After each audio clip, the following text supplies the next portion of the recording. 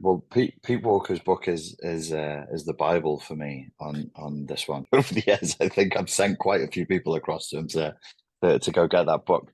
Outlines it perfectly. I just think it's one of the best books on psychology ever written for me. For what I want from a psychology book. The identification of complex post-traumatic stress disorder was made in the late 80s by Professor, who's the boss, can't think of the other word, of the psychology department at Harvard University.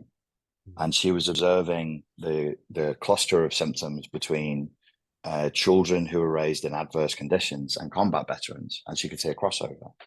And so she posited the idea in either in a paper or in a book, I can't remember, but it was called C-PTSD.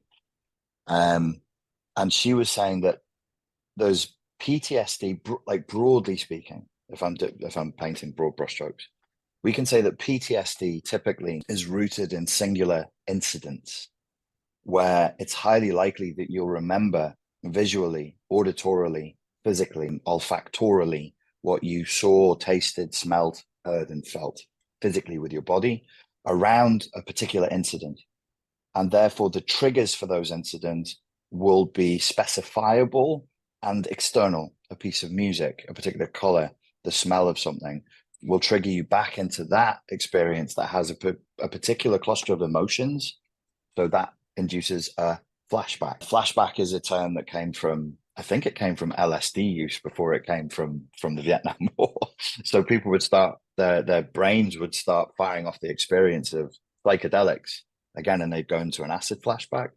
And then they started talking about that for combat veterans. They would say, okay, now you're reliving, for some reason, something's triggered inside of you, and you're reliving an unpleasant and frightening moment of a traumatic moment of your combat experience. That's a flashback. The flashback is visual, auditory, kinesthetic, and emotional.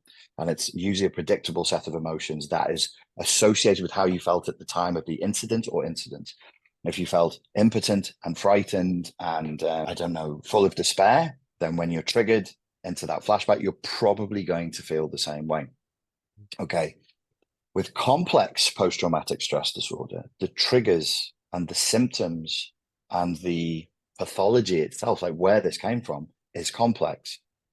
It requires that a person be trapped in an environment across time where they don't have full agency, where they're at the mercy of external forces. It typically induces a kind of infantilization of the person experiencing complex PTSD. So it breaks boundaries.